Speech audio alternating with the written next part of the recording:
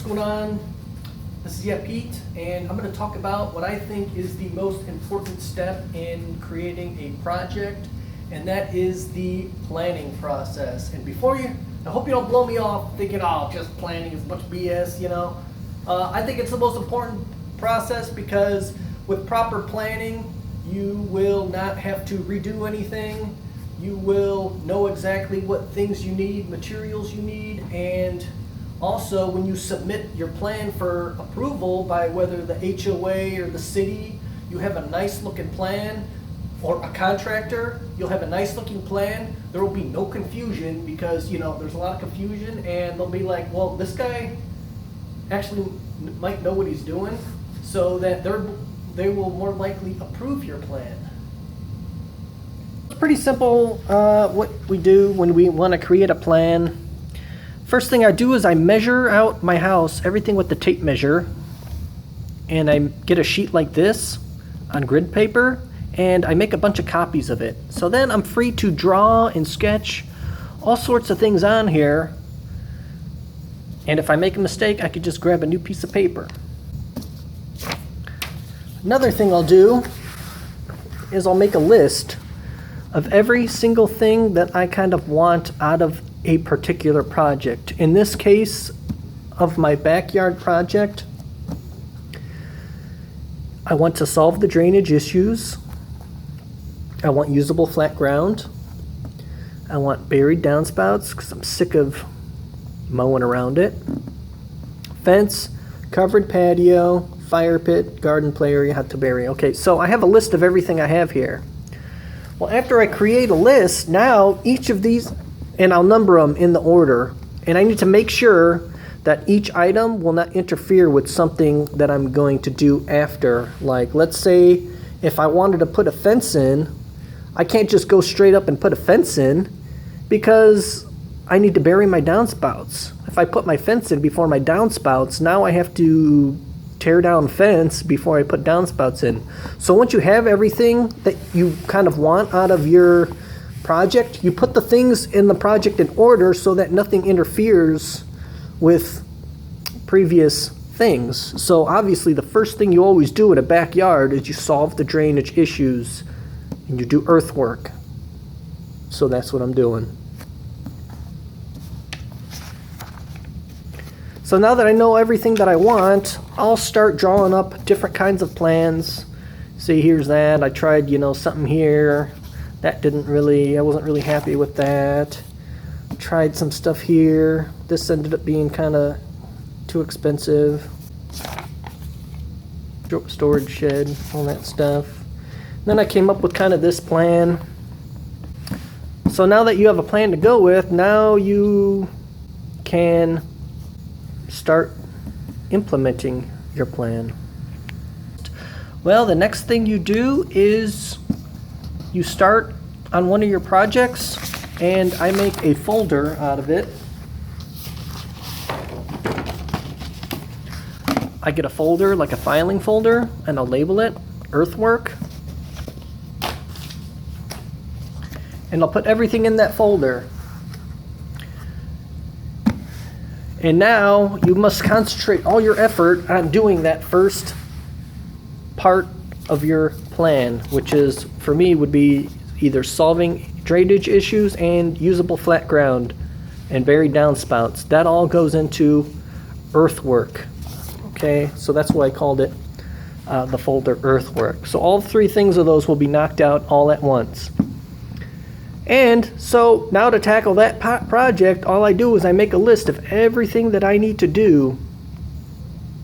Everything, step by step. I just go through it, what do I need to do? Do I need to do anything before that? How much is this going to cost? Maybe I should get some contractor quotes, things like that. So when you do all of that, you got your price quote that's provided, and then if you've done your homework and did everything proper, you'll have the cost that you came up with. Now you can compare and see how much you've saved on doing that project. So you can either pause the video, take a look at this. this is kind of the steps that I came up with for doing my earthwork.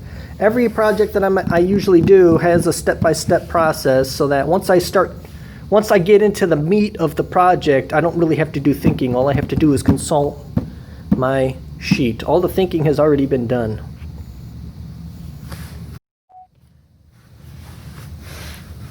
I'm going to go over the plan that I actually submitted now.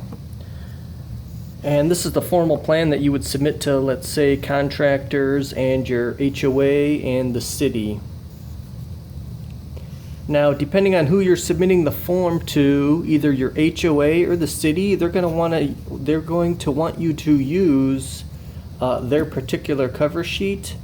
And so, since I didn't have to submit anything to the city, I just had to use this HOA cover sheet. So I went to my homeowners association's website and I downloaded this and I printed it out and I just filled it out.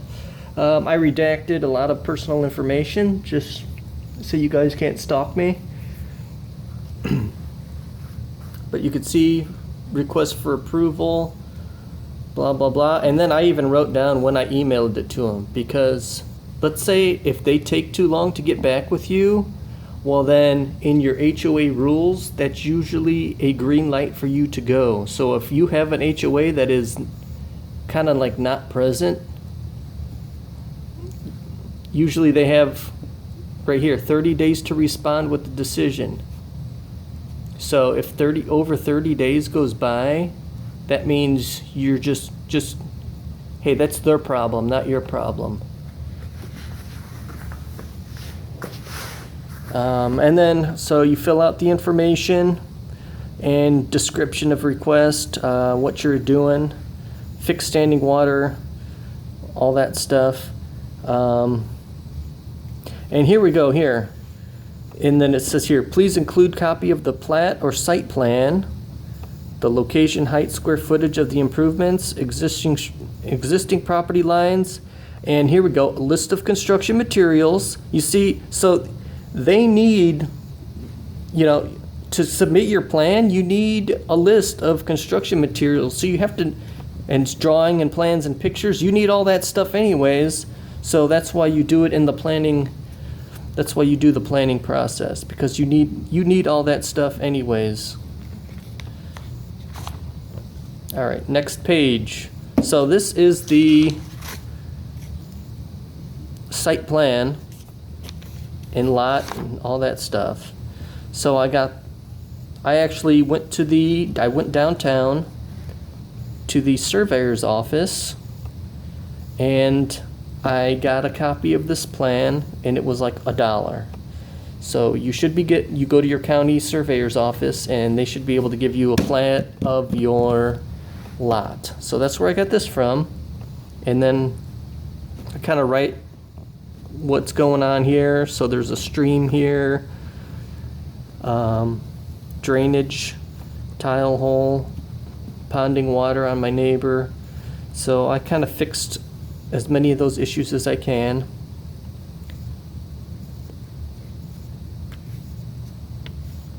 And I put a note here, water is supposed to drain north to pond outlet. Put arrows in the direction of the drainage. I also highlighted the improvement, but you can't really see that. Then here's the actual, another site map here, drainage easement, and I put my cross sections here, where each cross section was taken, and you can see where it's taken because I have feet, and then they wanted property lines too, so I put property lines, labeled it. And I labeled the view, top view, right here. And here, I labeled cross section 1. So some of this stuff wasn't there before, but I used it when I was constructing. So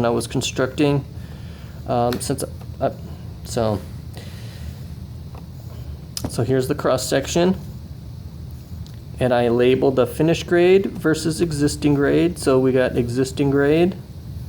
And then the finished grade, you could see where it extends flat. where this was, starts a steep decline right there.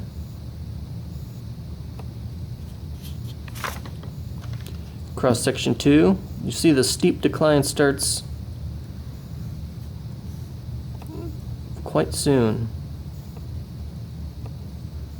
I have the beginnings of a ramp here. I got my cut and fill labeled, finished grade, the slope. I ended up going 3-to-1 on this bottom side slope. You can see.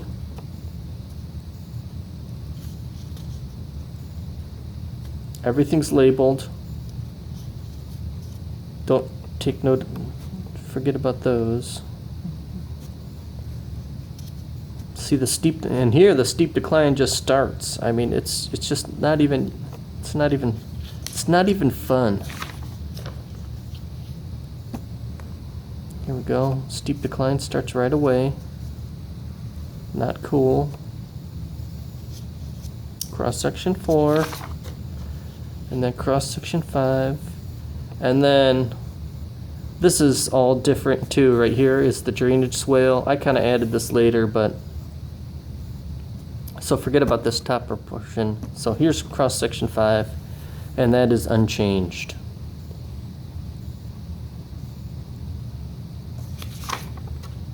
And then you do a before and after. So here's before, which you can't really see much. It's the camera doesn't really show it well. And this copy, I made it into a PDF and sent it to them. And then here's the after picture, where you can see the flat ground, kind of like a ramp that goes all the way down, and it's flat on the bottom. I ended up putting this slope here, making that 3-to-1 here on the bottom of the ramp, but this is mostly 2-to-1, which is the maximum steepness you can go. So well, yeah. So that's pretty much it. And then I modeled my house. So it's nice. It really helps for when people actually see the picture, because a lot of people don't know how to read the cross sections. They can't really visualize it. So when they see something complete like this, you know, there is no confusion here as to what's going on. Well, I hope this helps you. If this video helped you, please help me by liking and subscribing, and so you could see how my backyard project turns out, and if it actually looks like the picture or not.